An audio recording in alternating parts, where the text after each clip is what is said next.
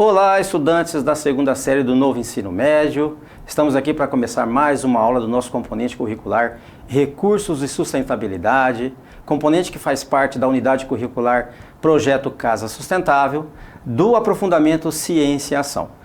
Sou o professor Orenci Rodrigues e para a nossa aula de hoje, quem vai estar aqui batendo um papo com a gente é a professora Eveline. Tudo bem, professora? Tudo bem, professor. É um prazer estar aqui.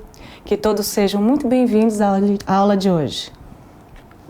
Exatamente. Então a gente vai estar aqui hoje conversando sobre uma temática que faz parte desse componente curricular. E a temática, o objetivo da nossa aula de hoje é aprofundar, no caso, essas duas habilidades aí. Uma habilidade do ensino médio, da área do componente do currículo em ação, que vai percorrer a primeira e a terceira série da área de Ciências da Natureza, a habilidade 101. E também uma habilidade específica do itinerário formativo do ensino médio, logicamente, também da área de Ciências da Natureza, a habilidade 03. Essas são as duas habilidades que nós pretendemos contemplar com vocês, estudantes, para a nossa aula de hoje. Os objetivos da nossa aula é assimilar as habilidades relacionadas ao eixo da investigação científica e também compreender a formação dos materiais fundamentado na transitoriedade das ideias estruturais do átomo como sua menor parte, né? Então a gente já tem aí uma ideia da estrutura atômica, a gente vai estar debatendo com vocês essa questão aí. Bom, fica para vocês, estudantes, a orientação, né, de vocês aí, no momento que vocês estão acompanhando essa aula, vocês estarem registrando, né, então no caso a orientação a você é registrar em seus diários de bordo os tópicos e pontos de atenção temáticos que são gerados no percurso da aula. Então é sempre importante você estar registrando esses momentos, essas ideias que vão estar sendo geradas aí, para você poder estar discutindo com o seu professor, com seus colegas aí, e logicamente o processo da aprendizagem ficar bem mais fixado, ok? Conforme eu comentei, a nossa temática da aula de hoje é o avanço, né, discutir o avanço das ideias estruturais atômicas e mostrar para você, estudante, a questão da evolução das tecnologias dos materiais que são usados nas construções. Então, essa evolução, essa questão de, com o passar do tempo, novos materiais são elencados como úteis no processo de construção.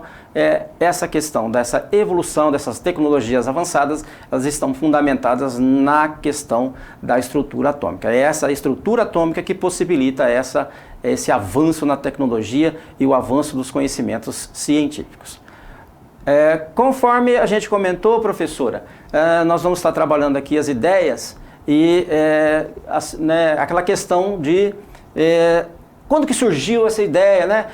Como que a gente pode estar falando para os estudantes, quando que surgiu essas ideias sobre a questão do que é constituído esses materiais?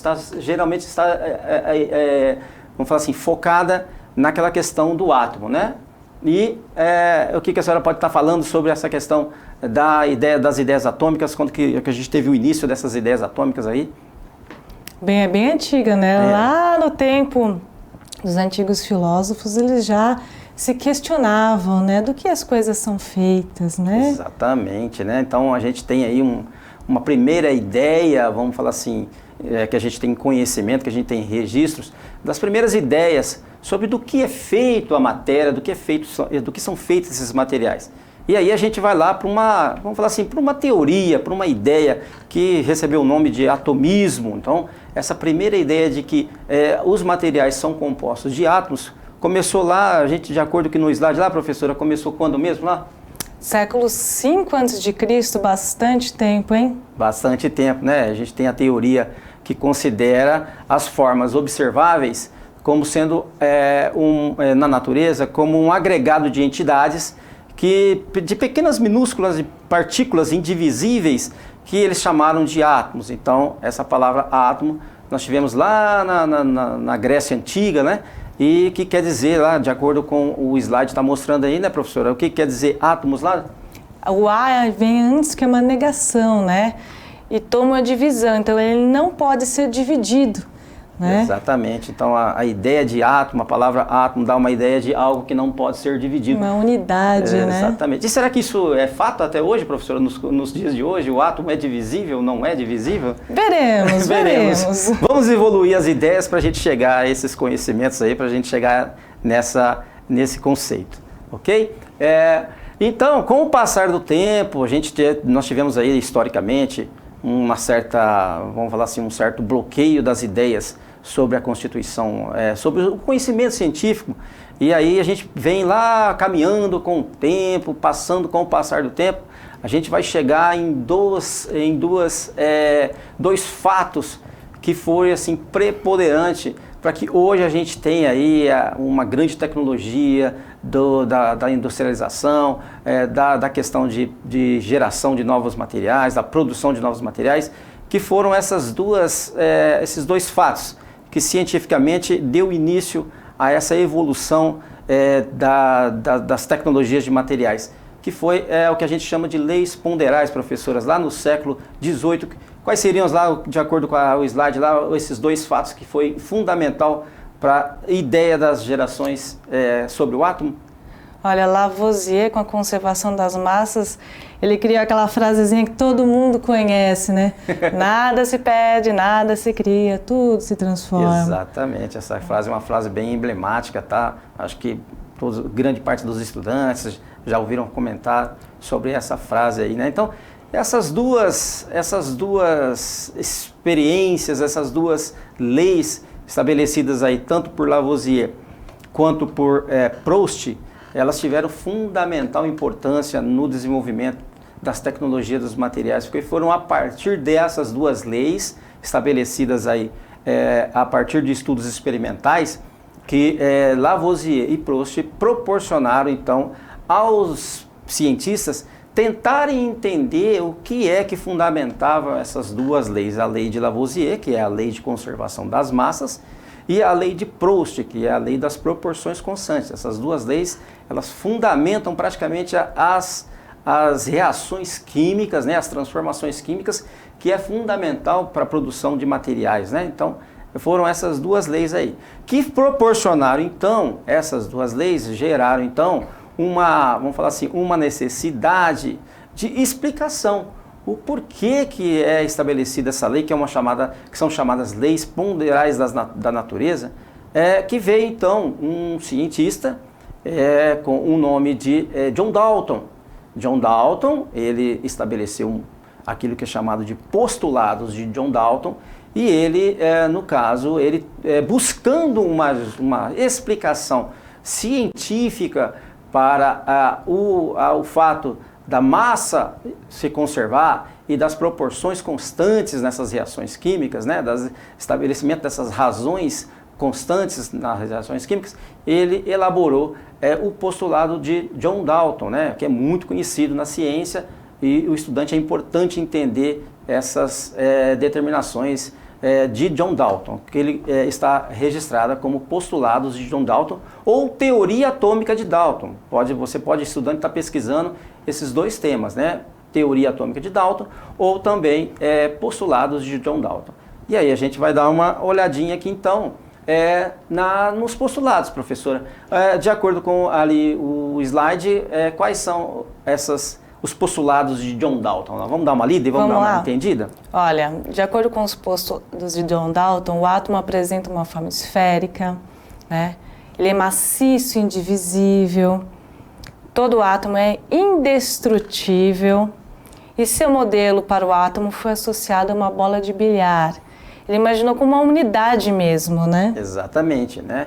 Então, a gente já pode idealizar, de acordo com o slide aí, que é importante que fique na tela aí, essa ideia do que vem a ser o átomo de Dalton. Então, para Dalton, o átomo é uma estrutura esférica, né? Então, uma estrutura circular, né? E toda a região atômica, então você pode perceber que por Dalton, o átomo ele não tem assim, divisões de formato, ele tem todo o átomo, toda a região atômica, ele é composto de massa, certo? E para Dalton esse átomo é indivisível, certo?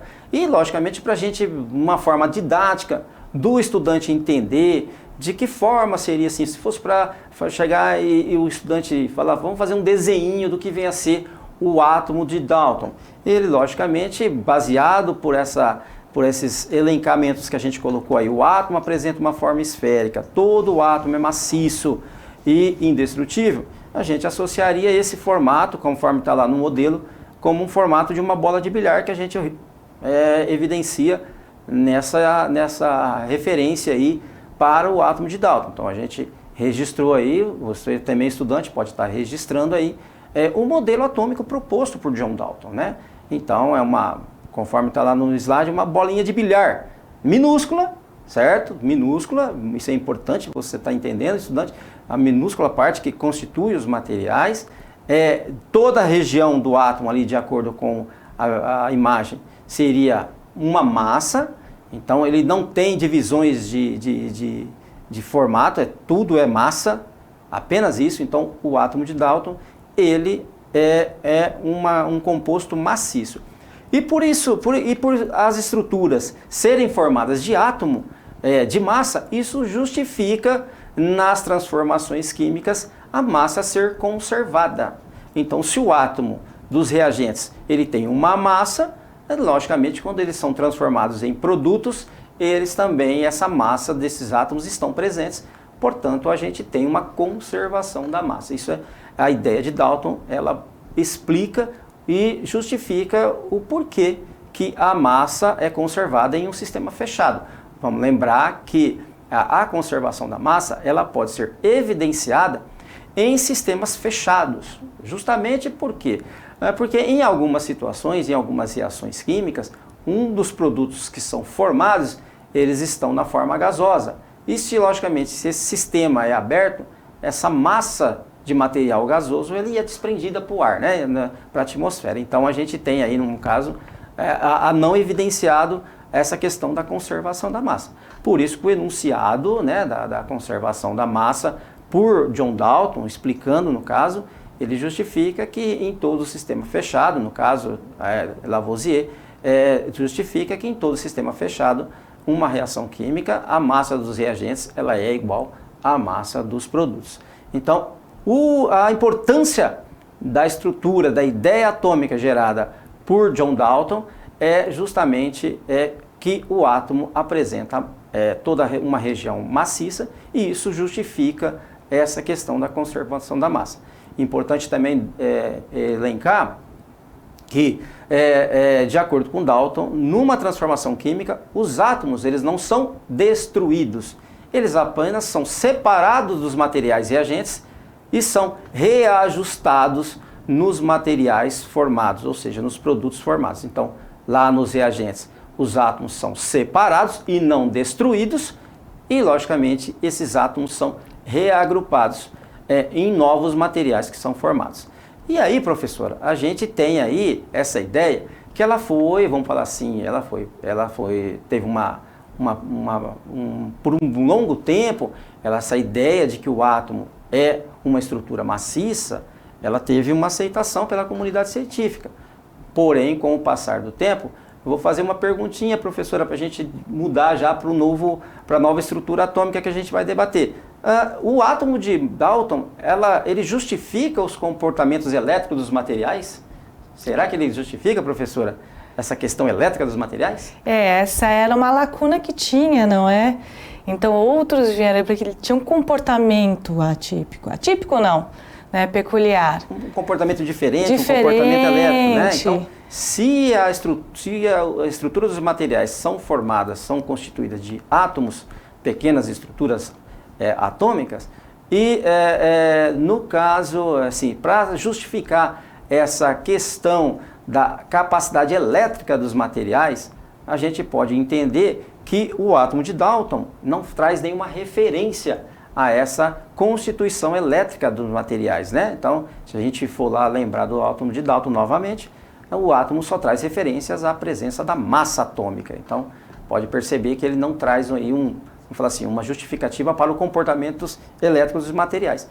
E, logicamente, houve a necessidade de uma evolução das ideias, né? E aí nós tivemos, então, a questão do átomo que foi sugerido por um novo cientista. Professora, de acordo com a tela lá, como é que a natureza elétrica da matéria lá foi ali, no caso, explicada? O átomo seria uma esfera maciça enorme, carregada de cargas positivas e cargas negativas, os elétrons. Exatamente. Em quantidades iguais, caracterizando a natureza atômica elétrica neutra. Exatamente, né, professor? Então aí a gente já tem aí o John Thomson, né? No caso, Joseph Thomson, ou seja, o átomo de Thomson. Um cientista que, no caso, elaborou uma ideia, né? Uma ideia atômica, ele já propôs aí uma nova estrutura atômica que, assim como Dalton, ele considera a presença maciça. Então, o átomo de Thomson, assim como o átomo de Dalton, ele também tem a região toda completa de massa. Então, o átomo também tem massa e, logicamente, a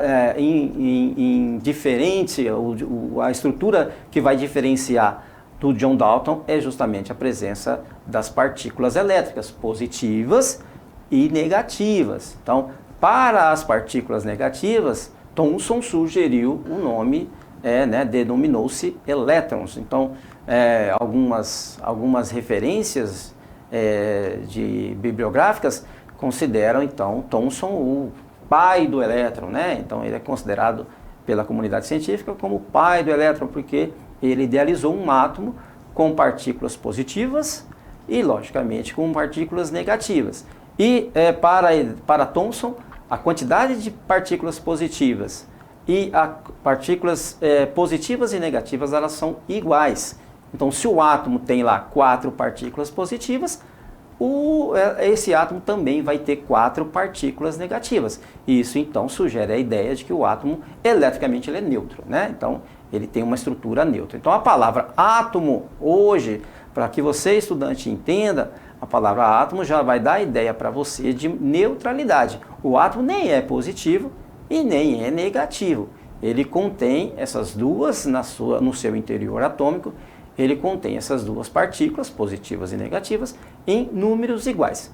Se, de repente, por uma situação, ocorrer uma diferença no número de partículas, aí ele vai deixar de ser uma espécie atômica. Ele vai passar a receber uma nova denominação, que em outros momentos do percurso das aulas a gente pode estar comentando sobre isso. Por enquanto, a ideia que a gente vai aqui fixar é que a ideia atômica, ou seja, a estrutura atômica, ela é neutra, positivo igual negativo. Então, se a gente for olhar para a estrutura idealizada de Thomson, a gente tem lá, né, professora? Olha como que a gente pode estar interpretando o átomo proposto por John Thomson. Será que eu me lembro direito que ele falava que era bolo de frutas? Exatamente, né? Era um bolinho de frutas. Uma estrutura muito semelhante a um formato que lembra um bolo, né? Com partículas inseridas, né? Pode perceber lá partículas positivas e negativas, inserido em toda a região atômica, certo? Então, todo o átomo, toda a região do átomo, ele é maciço.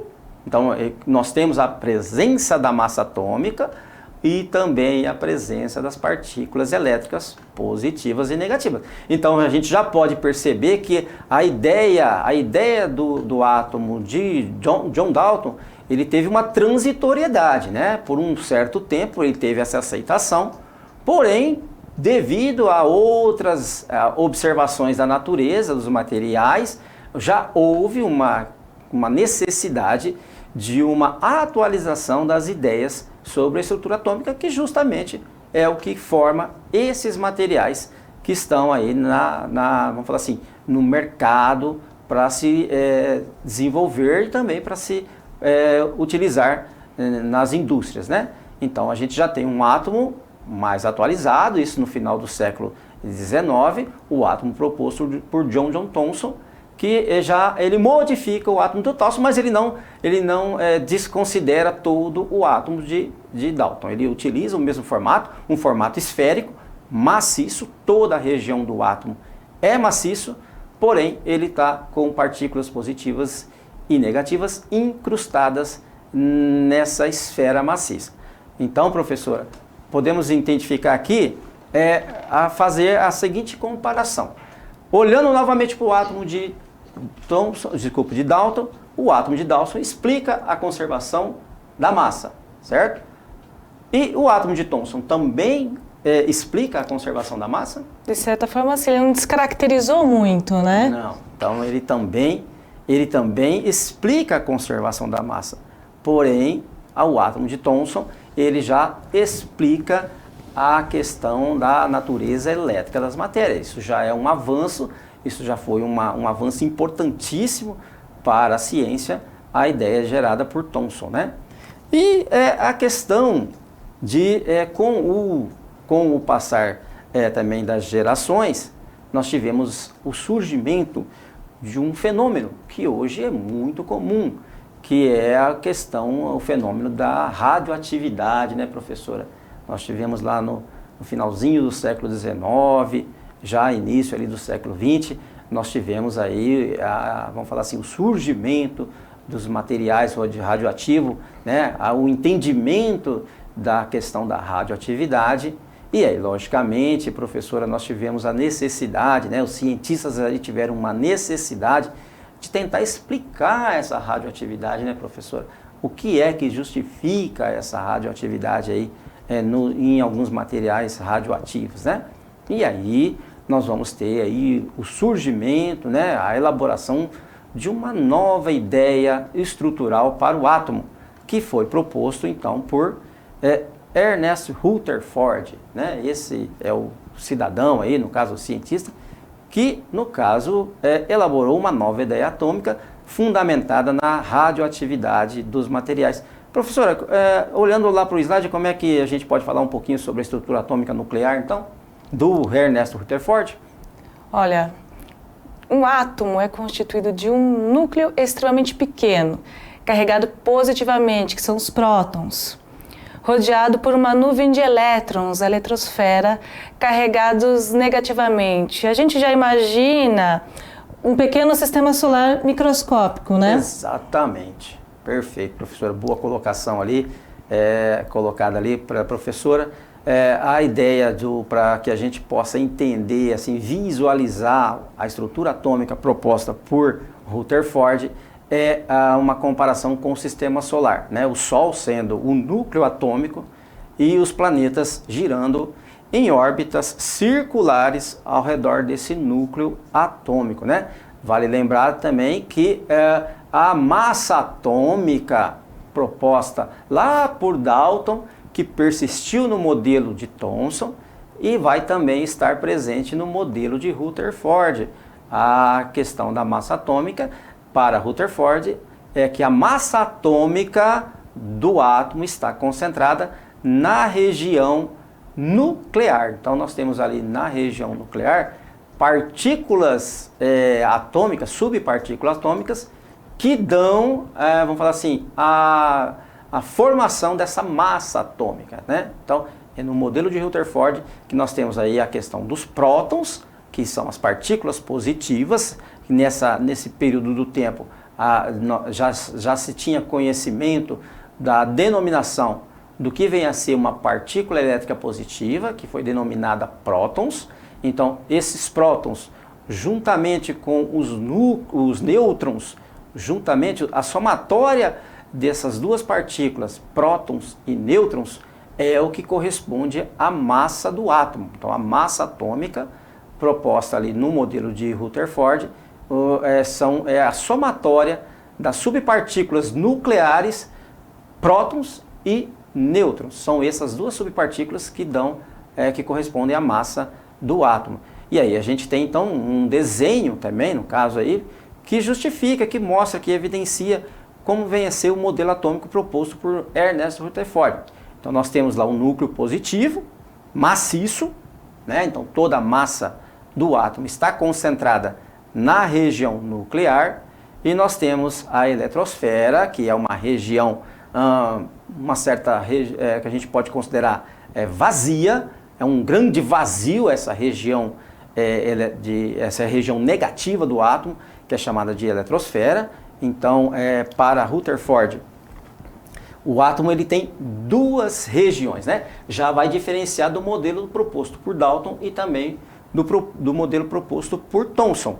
Nós vimos lá anteriormente que o átomo tinha uma região única, né? Era uma grande esfera, uma pequena esfera maciça para Dalton e uma pequena esfera maciça elétrica para Thomson. Já para Rutherford a gente já tem uma diferenciação. O átomo ele tem duas regiões. A região nuclear, que é a chamada a região positiva, é a região maciça do átomo, é uma pequena região, pode ver lá no desenho, e uma grande região que é chamada de eletrosfera, uma espaçosa região que é chamada de eletrosfera, que é composta de elétrons negativos. Porém, o modelo de Rutherford também, a gente pode olhar também e fazer a seguinte pergunta, professora: o modelo de Rutherford justifica a conservação da massa, professora? Está no caminho.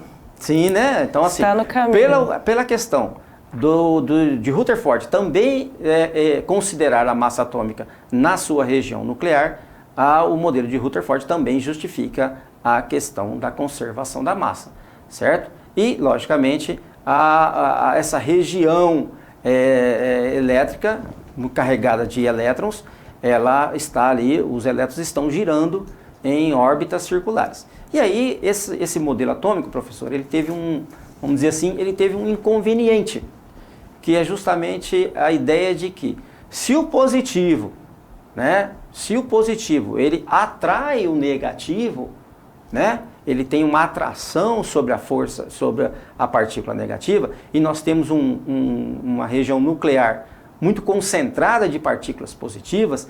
O que pode acontecer com o átomo? O átomo pode acontecer dessas partículas positivas atraírem para o interior atômico as partículas negativas. Então, de acordo com essa ideia, o átomo ele vai encolher. Ele vai chegar um momento que ele vai encolher. E se tudo na natureza é formada por átomos, a natureza vai encolher, ou seja, o universo vai encolher. E isso não acontece, né, professora? O universo expande, né? O universo está em constante expansão. Então, esse modelo do Rutherford, ele também teve uma questão que ele não conseguiu, vamos falar assim, de certa forma, justificar e explicar, que era o fato do átomo não encolher. E o modelo dele fazendo uma interpretação desse modelo, a gente vai observar que ele vai encolher, porque o positivo está atraindo a região negativa para o interior atômico. E isso vai gerar vamos falar assim, uma diminuição do átomo. E aí, quem é que coube a explicação do não encolhimento atômico?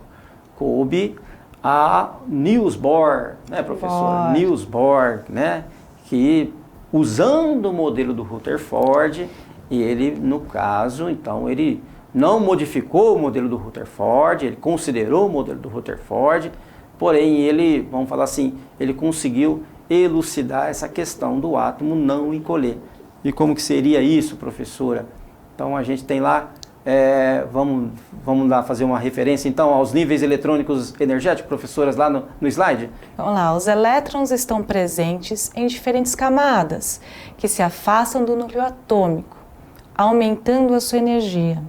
Além disso, para Bohr, os elétrons podem absorver energia e saltar para um nível mais energético e retornarem ao seu estado fundamental, liberando radiação, ou seja, eles podem compartilhar elétrons? Sim, né? Exatamente. Então, na verdade, para Bohr, o que acontece com o átomo, né? O átomo, nós temos lá a região nuclear, no caso, onde está concentradas as partículas positivas, e nós temos os elétrons que o Niels Bohr, ele chamou de camadas eletrônicas, né? Então ele denominou essas camadas da eletrosfera, né? Camadas energéticas, camadas eletrônicas, daí o nome eletrônico, que é constituída de elétrons.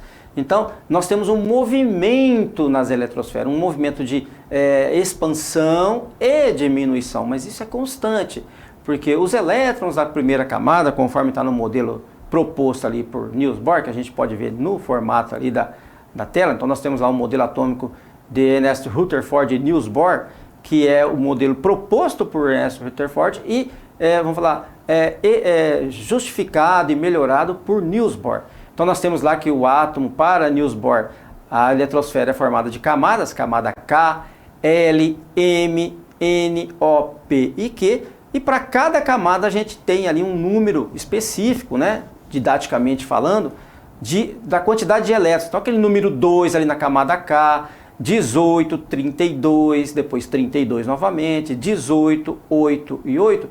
Aqui, essas numerações são a quantidade de elétrons, ou seja, de partículas negativas, que cada camada ela pode estar contendo. Então, Niels Bohr explicou que cada camada ela tem um certo número de elétrons, e o que acontece com esse, mostrando ali no desenho lá do átomo de Niels Bohr. Então a gente tem lá que, por exemplo, os elétrons da camada K, eles podem receber uma quantidade de energia, e a partir do momento que eles estão energéticos, ou seja, eles receberam essa quantidade de energia, eles têm força, eles têm energia para saltarem para as outras camadas, as camadas mais distantes do núcleo atômico, e dessa forma eles têm mais energia, né, de movimento, é o que dá aquilo que a gente chama de corrente elétrica. Então essa capacidade de movimentação dos elétrons. Então um elétron ali da camada K, que é mais próxima do núcleo, ele recebe uma quantidade de energia e salta para as camadas mais distantes, que é o chamado saltos quânticos, que está relacionado a uma quantidade de energia. Então, a partir do momento que o átomo ele tem, que o elétron recebe uma energia externa, ele vai saltar da camada mais próxima do núcleo para uma camada mais distante do núcleo. Pode observar pelo desenho. Ele saltaria da camada K para a camada L, para a camada M, N, O, P, ou seja, ele se distancia do núcleo. Porém, essa energia era liberada, ele vai perdendo essa energia que ele recebeu lá no início. E aí, logicamente, o núcleo consegue puxá-lo em direção à região central, ou seja, ele acaba voltando para as camadas mais próximas do núcleo. Então, esse movimento de salto quântico, seja ele sendo mais externo ou mais interno, é o que dá a geração das energias. A energia que a gente conhece como forma de ondas eletromagnéticas, bem como as energias cinéticas, as energias luminosas, que a gente conhece como energia luminosa. Então, isso justifica, ou foi uma explicação que Niels Bohr conseguiu dar para o fato do átomo não encolher, certo? Então, o átomo de Niels Bohr, ele tem essa característica de ter os saltos quânticos, as camadas quânticas energéticas. E repetindo novamente, o elétron ele consegue saltar de uma camada menos energética para uma camada mais distante, que é uma camada mais energética, tem mais liberdade de movimento. Quanto mais distante do núcleo, mais liberdade de movimento, mais energia de movimento esse elétron tem. Lembrando que ao perder essa energia, ele volta em direção à região nuclear, ou seja, para as camadas mais próximas do núcleo, e quando isso acontece, ele libera energia na forma de luz. Então, o elétron ele tem um duplo comportamento. Ele pode ser onda, como ele pode ser luz, fóton, que é chamado de fóton. Daí o nome fotografia. Né? Fóton vem da origem do nome fóton, que é justamente essa energia que é liberada nesses movimentos da eletrosfera, vamos dizer assim. E logicamente então a gente tem aí como proposta para você, estudante, né, na sua escola, você poder estar desenvolvendo aí uma exposição sobre justamente esses modelos atômicos aí que a gente propôs aí para você na nossa aula de hoje, na aula que a gente estava debatendo aqui, eu e a professora, porque foi que nós discutimos aí a evolução das ideias da estrutura atômica, que justifica toda essa questão da evolução também dos materiais que são utilizados em novas tecnologias de construções, né, de projetos de construção de residências. Então, essa questão da evolução das novas tecnologias está fundamentada nessa questão da evolução das ideias da estrutura atômica, ok? Professora, algumas considerações aí para falar a respeito dessa exposição que os estudantes podem estar fazendo sobre as estruturas atômicas aí? Eles podem elaborar modelos na sua escola e, se puderem, usar material reciclado, né? Seria interessante. Exatamente. Tá? Então, estudantes, dessa forma a gente conclui a nossa aula de hoje. Espero a gente ter colaborado com o aprofundamento de vocês. E aí tem a proposta para você estar fazendo a avaliação da nossa aula por meio do QR Code. Tchau, pessoal. Tchau, tchau.